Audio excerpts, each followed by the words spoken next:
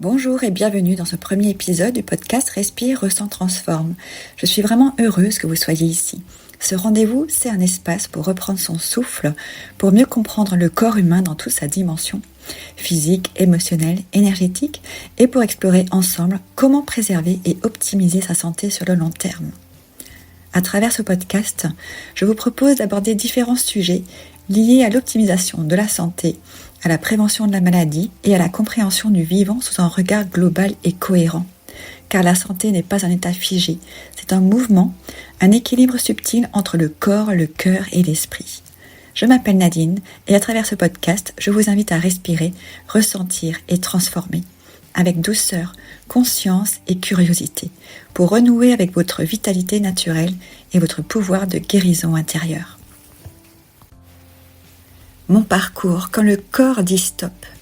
Pendant des années, j'ai travaillé sans relâche dans le centre de bien-être que j'avais créé. J'étais vraiment passionnée, habitée par l'envie d'aider, de transmettre, de donner toujours plus. Mais à force de vouloir tout faire, tout porter, j'ai oublié l'essentiel, c'est-à-dire m'écouter. Mon corps, lui, n'a pourtant cessé de m'envoyer des signaux. La fatigue, les douleurs, les tensions. Je les ai ignorés, repoussés, en me disant que je tiendrais encore un peu, que ce n'était pas grave, jusqu'au jour où il a fini par dire stop. La maladie s'est imposée, brutale, inattendue. Elle m'a forcée à m'arrêter, à tout lâcher. Mon travail, mon rythme, mes certitudes. Au début, je ne comprenais pas. Depuis des années, j'appliquais scrupuleusement ce que j'avais appris en naturopathie et en phytoaromathérapie. Je faisais les cures, je suivais une alimentation dite méditerranéenne, c'est-à-dire riche en végétaux, avec de longues périodes végétariennes et parfois même véganes. Donc j'ai fait ça pendant, je dirais presque une trentaine d'années. Et exactement, en fait, celle que l'on recommande dès qu'une maladie se manifeste. Alors pourquoi étais-je tombée malade ? Pourquoi, malgré tous mes efforts pour bien faire, mon corps, il a fini par me lâcher. Et ce fut vraiment une période très difficile, 2 années de douleurs constantes, c'est-à-dire jour et nuit. La dépression, forcément, s'est installée parce que mon esprit ne tournait plus qu'autour de la souffrance. J'ai consulté des médecins, j'ai suivi différents protocoles donc médicamenteux, j'ai essayé différentes séances avec différentes techniques de thérapie, donc énergétique, nettoyage de karma, etc. J'ai vraiment essayé plein de choses. Ça n'a jamais rien changé. J'ai même subi donc une opération à l'hôpital et c'était encore pire après, j'avais encore plus mal. Donc j'étais vraiment à un moment donné vraiment désespérée. Puis un jour, voilà, j'ai pris en fait un autre chemin. En fait, contre toute attente, quelque chose s'est déclenché, on va dire, dans mon esprit. C'était lors d'une marche méditative. En fait, j'étais vraiment au calme. Tous les jours, j'allais marcher depuis des semaines. Et ce jour-là, ça a été en fait différent. C'est-à-dire que d'un coup, j'ai pris conscience d'écouter le silence, d'écouter le son, le chant des oiseaux, d'écouter le souffle du vent, de regarder autour de moi. Et puis au bout d'une heure, pour la première fois, en fait, je me suis rendu compte que je n'étais pas en train de me dire « Mais qu'est-ce que tu fais là ? Tu devrais être à la maison, en train de ranger la maison, ou tu devrais être en train de travailler. » Non, j'ai juste profité en fait de ce moment-là et ça a été vraiment, je crois, ma première grande leçon, après celle de la maladie bien sûr, mais là ça a été vraiment la prise de conscience. J'ai comme ressenti une forme de clarté, une évidence, vraiment la guérison ne viendrait pas d'un traitement mais d'un retour à moi-même. J'ai compris que cette maladie n'était pas une punition mais vraiment un appel profond à revenir au vivant. Ça a été dur, ça a quand même été après 2 années. Donc j'ai commencé à ralentir, à me reconnecter à mes besoins essentiels, à m'aimer sans condition, sans culpabilité et surtout sans m'auto-juger. Ça a pris du temps, ça s'est pas fait du jour au lendemain, mais à partir du moment où j'ai eu cette clé de conscience, ma vie petit à petit a été différente, je l'ai modifiée.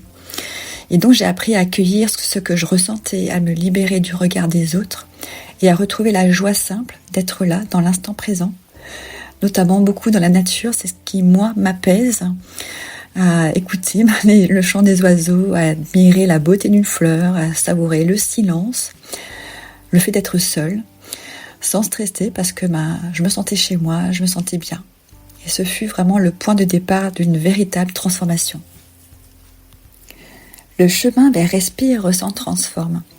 C'est donc pendant cette période de reconstruction que j'ai commencé à comprendre que la santé ne se limite pas donc à soigner un corps qui est malade, mais qu'elle naît d'une écoute profonde de soi, d'une cohérence entre mes pensées, mes émotions et mes actes. J'ai donc repris le yoga chaque jour, c'était vraiment devenu un rituel matin et soir minimum, avec douceur, comme une manière en fait de me reconnecter à mon corps et à mon souffle. Et c'était vraiment un yoga que j'ai fait vraiment de manière douce, complètement différent du yoga Kundalini que je pratiquais auparavant. Puis avant j'étais élève et là je me suis dit maintenant j'aimerais bien aussi comprendre en fait cette pratique, comprendre comment bien me positionner. Et j'ai commencé donc à faire des recherches sur le yoga pour voir vraiment ce que ça porte comme au niveau en fait physiologique et énergétique. J'ai donc suivi plusieurs formations pour devenir professeur en yin yoga, en yoga Sangha avec la méthode de Gasquet, yoga hormonal, et je continue depuis à suivre la formation en green yoga qui est plutôt un yoga postural et énergétique. En parallèle, j'ai exploré donc la respiration connectée, donc je suis partie faire des stages pour apprendre justement le transformational breath et l'essence du souffle. Et ces pratiques m'ont profondément transformée. Elles m'ont aidé à libérer les tensions accumulées, à apaiser mon système nerveux, à retrouver un lien d'amour avec mon corps. En fait, c'est surtout le transformational breath qui a été vraiment un grand déclencheur pour apprendre en fait à savoir qui je suis, alors qu'il n'y a pas du tout d'introspection. On laisse faire en fait le corps, tout au moment de la pratique. Mais je suis rentrée vraiment en connexion avec qui j'étais et je suis sortie de là complètement transformée. Ça m'a vraiment permis de m'aligner avec qui je suis réellement et non pas ce que j'ai toujours tenté de faire, c'est-à-dire répondre aux attentes des autres. Et donc peu à peu, en fait, pendant ces 3 années de travail personnel, de nouvelles formations, les douleurs ont commencé à diminuer petit à petit. Alors il m'a quand même fallu 3 années complètes pour que la douleur cesse d'être omniprésente, mais ces années ont vraiment été une renaissance. Au-delà de la guérison, une question est quand même restée essentielle. Pourquoi étais-je tombée malade ? Et surtout, comment éviter d'y retomber ? Parce que traverser une maladie chronique avec des douleurs qui sont continues, c'est-à-dire jour et nuit, une fatigue extrême, un sommeil qui est vraiment réduit à quelques heures, ça a vraiment été une épreuve dure pour moi et que je recommande vraiment à personne. Alors si on peut éviter, autant l'éviter. Donc j'ai donc poursuivi mes recherches avec donc cette fois un regard nouveau, c'est-à-dire que celui de quelqu'un qui a expérimenté dans son corps ce qu'aucun livre ne peut vraiment décrire. En fait, il faut vraiment l'avoir vécu pour comprendre. Et donc je me suis plongée dans les sciences du vivant, c'est-à-dire la biologie, la physiologie humaine, la nutrition, la neuroplasticité, la régulation du système nerveux, la respiration cellulaire. Donc voilà, je n'arrête pas de me former depuis. Et mon objectif, il est clair. Comprendre le fonctionnement global du corps et identifier des outils concrets qui sont scientifiquement éprouvés, avec également beaucoup de témoignages de gens qui sont passés par là, pour me faire ma propre idée, prendre tout ce qui pour moi est véridique dans le sens où je teste tout ce que j'apprends, pour optimiser justement la santé de manière préventive et surtout la maintenir également sur le long terme. Et donc, c'est de cette exploration passionnée entre science et conscience qu'est née ma modalité Respire, Ressent, Transforme, qui est donc une approche intégrative du vivant fondée sur 5 piliers essentiels que je vais vous présenter maintenant. Tout d'abord, il y a l'alimentation pauvre en glucides. C'est vraiment un retour au vivant et c'est pour moi aujourd'hui la première médecine sur laquelle il faut vraiment se focaliser. C'est-à-dire j'ai découvert au fil de mes recherches et de ma propre expérience à quel point notre alimentation moderne, qui est riche en glucides, c'est-à-dire il y en a vraiment partout, en sucre caché et en produits transformés, et c'est vraiment un facteur majeur de déséquilibre pour le corps et l'esprit. Le sucre, il agit vraiment comme une véritable drogue. Il stimule les mêmes circuits de récompense dans le cerveau que certaines substances addictives et selon plusieurs études, sa puissance de dépendance serait même plus forte que celle de la cocaïne. Étant moi-même donc en alimentation pauvre en glucides depuis déjà plusieurs mois, moi qui étais vraiment une grande fan de sucre, mon père ayant travaillé toute sa vie pour la plus grande entreprise de vente de chocolat française, je peux vous dire que dans ma cave, quand j'étais enfant, il y avait déjà du chocolat, j'en mangeais tout le temps. voilà, je passais pas une journée sans avoir du chocolat ou quelque chose de sucré à la maison. Lorsque je travaillais, on se moquait de moi parce que j'avais toujours plein de choses à manger dans mon sac. Donc arrêter, en fait diminuer les glucides, ce n'est pas facile, ça c'est clair, parce que c'est une drogue. C'est comme arrêter la cigarette, arrêter l'alcool, c'est vraiment très très compliqué, mais le sucre c'est même encore pire, en tout cas pour moi, ayant également eu les deux autres dans ma vie. C'est dur, mais en fait, bizarrement, et complètement à l'opposé de ce que j'aurais pu imaginer, lorsqu'on passait en moins un mois, oui, je dirais, le corps en fait n'a plus envie. On a toujours les pensées de c'était bon de manger un éclair à la vanille par exemple, mais même si je vois maintenant aujourd'hui un éclair, eh ben ça ne me fait plus rien. J'ai plus cet appel et justement cette dépendance au sucre. C'est-à-dire qu'aujourd'hui je peux passer devant une boulangerie sans aucun problème. Et c'est là qu'on se rend compte à quel point on était drogué avant. Donc, au-delà de cette dépendance, le sucre crée également donc une cascade de perturbations internes, c'est-à-dire qu'il va dérégler le système hormonal, favorise l'inflammation chronique, acidifie l'organisme et épuise le système immunitaire, pour la faire courte, parce qu'elle fait énormément de dégâts. Peu à peu, il affaiblit donc les défenses naturelles, brouille la clarté mentale et entretient des états émotionnels instables. Revenir à une alimentation pauvre en glucides, ce n'est pas une mode, c'est vraiment revenir à la logique du vivant. C'est revenir à l'alimentation de nos ancêtres. Et c'est donc une manière de se nourrir plus proche de ce que pratiquaient nos ancêtres pendant des millénaires. Avant l'industrialisation, notre alimentation elle était simple, nutritive et naturellement adaptée au fonctionnement de notre métabolisme. Ce changement de paradigme alimentaire permet au corps de retrouver ses capacités naturelles d'auto-guérison et d'adaptation. C'est-à-dire lorsque la glycémie se stabilise, l'énergie devient plus constante, la concentration s'améliore, le sommeil se régule et l'humeur s'équilibre. Et également, on arrête d'avoir des envies toute la journée de vouloir manger quelque chose. Le corps, il entre donc dans une forme d'intelligence métabolique capable de puiser dans ses réserves et d'utiliser les graisses comme source d'énergie stable et durable, ce qui est très intéressant, plutôt que d'utiliser le sucre que l'on apporte dans notre quotidien de nos jours. Donc, adopter une alimentation pauvre en glucides, c'est offrir à son corps un environnement intérieur apaisé. C'est un pilier donc essentiel de la vitalité, car il agit à la fois sur la santé physique, la clarté mentale et la stabilité émotionnelle. En réduisant les pics de glycémie, on diminue aussi les pics de stress interne, ce qui apaise le système nerveux et crée donc les conditions d'un équilibre global. C'est vraiment un retour au vivant, un retour à soi. Une façon simple mais puissante de reprendre le pouvoir sur sa santé en redonnant au corps la liberté d'être ce qu'il sait naturellement être. Un système d'autorégulation intelligent, stable et résilient. Un autre de mes piliers est donc la connaissance de soi. Ça a été pour moi une vraie révélation, ce qui fait qu'aujourd'hui j'ai une vie complètement alignée à ce que j'aime, à ce qui me ressemble, à mes valeurs. Apprendre à se connaître, c'est bien plus qu'une simple introspection. C'est vraiment un voyage intérieur, un retour vers ce qui est vrai, profond et vivant en nous. C'est comprendre comment nous fonctionnons, nos mécanismes, nos émotions, nos croyances, nos réactions automatiques, pour cesser de vivre en pilote automatique et reprendre les rênes de notre vie. Ce pilier est au cœur de la transformation, car sans conscience, il n'y a pas de liberté. Tant que nous restons identifiés à nos blessures, à nos peurs, aux attentes des autres, nous avançons à travers le filtre du passé. Mais lorsque la lumière de la conscience éclaire nos zones d'ombre, tout peut commencer à se transformer. La connaissance de soi passe par une écoute fine du corps et du ressenti, par le fait d'apprendre à décoder les messages du vivant en nous. Le corps ne ment jamais. Il exprime ce que notre mental cherche parfois à éviter, c'est-à-dire les douleurs, les tensions, la fatigue, les émotions récurrentes. Tout cela nous parle de nous, de ce que nous portons, de ce que nous refoulons et de ce que nous avons besoin d'ajuster. Donc à travers les outils que j'utilise, c'est-à-dire les outils d'introspection, la régulation émotionnelle, la pleine conscience et la conscience corporelle, en y ajoutant bien sûr la respiration qui est un fabuleux outil, il devient possible vraiment de voir autrement, c'est-à-dire de changer de perspective, d'observer sans juger et de sortir peu à peu des schémas répétitifs qui entretiennent la souffrance.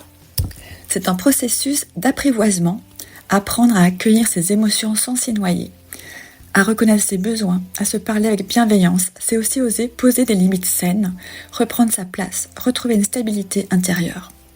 La connaissance de soi, c'est retrouver son pouvoir intérieur, celui d'agir en conscience plutôt que de réagir. C'est celui de choisir plutôt que de subir.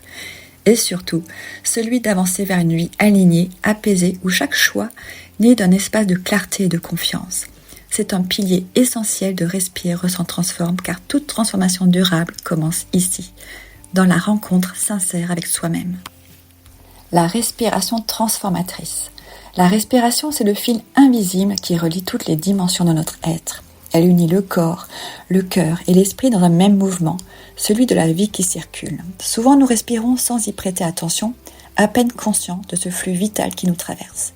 Pourtant, la manière dont nous respirons raconte notre histoire. Nos émotions refoulées, nos peurs, nos élans contenus, nos besoins tus. En apprenant à respirer pleinement, nous réhabilitons ce lien fondamental avec le vivant. Nous redonnons au corps sa capacité naturelle à libérer les tensions, à réguler le système nerveux et à ramener l'équilibre intérieur. Chaque souffle devient alors une passerelle entre le passé et le présent, entre le mental et la présence, entre la contraction et l'ouverture. La respiration connectée transformatrice est une approche consciente et douce que j'intègre dans mes accompagnements. Elle invite à respirer en continu sans pause dans un rythme qui est fluide et naturel. Ce mouvement circulaire agit comme une vague, il nettoie, alchimise et réinforme. Le souffle devient vraiment un outil d'exploration intérieure, un guide vers ce qui a besoin d'être vu, entendu et relâché. À travers cette pratique, il devient possible de dissoudre donc les charges émotionnelles accumulées, de libérer le corps des mémoires somatiques, de retrouver une sensation d'espace et de clarté, et d'avoir vraiment des clés qui peuvent également se révéler lors de certaines séances. Les pensées s'apaisent, le cœur s'ouvre et vraiment le système nerveux se régénère. C'est un voyage intérieur où le mental se dépose, où le corps reprend sa juste place, où l'âme peut enfin respirer librement. La respiration transformatrice n'est pas une technique mécanique. C'est une rencontre avec soi, un retour à la source de ce qui est vivant. Elle nous apprend à laisser circuler la vie plutôt que de la contrôler, à accueillir ce qui est là, à transmuter ce qui pèse en légèreté. Respirer consciemment, c'est réapprendre à être. Et dans ce simple acte, tout peut se transformer. Le mouvement, un point tellement important pour moi. C'est vraiment le corps. Il faut vraiment comprendre que le corps, en fait, il est fait pour bouger. On n'est pas fait pour être assis toute la journée. Mais pas n'importe comment. C'est-à-dire pour être pleinement vivant, le mouvement doit être conscient, respectueux et aligné avec nos besoins profonds. Le mouvement conscient permet de relancer la circulation de l'énergie, de dénouer les tensions accumulées et d'apaiser le mental. Il aide également à libérer les blocages émotionnels, souvent inscrits dans les muscles et les articulations, qui limitent donc notre liberté intérieure, mais également sur les différents plans énergétiques. Dans ma pratique, j'intègre donc des mouvements qui sont inspirés du yoga, du breathwork et du travail somatique. Chaque geste, chaque étirement, chaque respiration guidée est une invitation à écouter votre corps, à renouer avec ses messages et à laisser émerger ce qui a besoin d'être libéré. Ici, le mouvement n'est pas une performance, ni un objectif à atteindre. C'est vraiment une exploration douce, vivante. C'est un moyen de redécouvrir son corps comme un espace de liberté, de créativité et de joie. Bouger consciemment, c'est réapprendre à être présent dans chaque cellule, à sentir l'énergie circuler, à créer un dialogue intime entre le corps et l'esprit. C'est aussi un outil puissant de prévention et de régénération. C'est-à-dire qu'il soutient le système nerveux, il va améliorer la posture, améliorer les articulations, la souplesse. Il va travailler sur les fascias, sur le nerf vague. Il stimule également la vitalité, renforce la résilience émotionnelle. Le mouvement, lorsqu'il est conscient et incarné, devient aussi un véritable allié de santé, une clé pour vivre pleinement dans la légèreté et l'harmonie. L'harmonie de son lieu de vie. Notre environnement est bien plus qu'un simple décor, c'est le prolongement de notre corps et de notre esprit. Un espace encombré, chargé de tensions, ou saturé d'ondes invisibles peut devenir une source silencieuse de stress, qui épuise le système nerveux et brouille la clarté intérieure. Créer l'harmonie dans son lieu de vie, c'est avant tout offrir à son corps un espace pour se régénérer au quotidien. C'est un acte de soin, un moyen de retrouver calme et sérénité, mais aussi un outil puissant pour soutenir la santé physique, mentale et émotionnelle. J'accompagne souvent mes clientes à observer le lien subtil entre leur état intérieur et l'espace extérieur. On ne se rend pas compte à quel point notre lieu de vie, mais également le lieu où l'on travaille, s'il est chargé, et en fait, il va pomper notre énergie. Donc c'est très important pour moi également d'inclure cela dans ma modalité. Donc ranger, alléger Épurer ne consiste pas seulement à faire de la place, c'est laisser circuler l'énergie, clarifier ses intentions et créer un environnement propice à la vie. Mais l'harmonie ne se limite pas au visible, elle passe aussi par le contact avec les éléments, la lumière naturelle, la présence de la nature, la terre sous nos pieds et même la qualité de l'air. Un lieu équilibré devient ainsi un allié silencieux de notre santé. Il apaise le système nerveux, soutient la récupération physique, invite à la créativité et à la clarté mentale, et nourrit un sentiment de sécurité et de bien-être. En transformant votre espace, vous transformez également votre relation à vous-même, votre énergie et votre capacité à vivre pleinement. Votre lieu devient un reflet vivant de votre équilibre intérieur, un espace sacré où le corps, le cœur et l'esprit peuvent se ressourcer. Et en plus, ça permet également d'agir au niveau énergétique sur toute votre famille. Ce que je transmets aujourd'hui. Aujourd'hui, j'accompagne des femmes et des hommes motivés qui ressentent vraiment un décalage entre la vie qu'ils mènent et celle qui résonne profondément en eux. Ce sont des personnes prêtes à se challenger, à explorer de nouvelles façons de vivre et à mettre en place des actions concrètes pour optimiser leur santé et leur quotidien. Ceux que j'accompagne sont en quête de sens, d'équilibre et d'alignement et souhaitent avancer pas à pas avec simplicité, bienveillance et écoute de soi. Je propose une approche vivante et évolutive qui s'adapte à chaque être et à chaque étape de son chemin.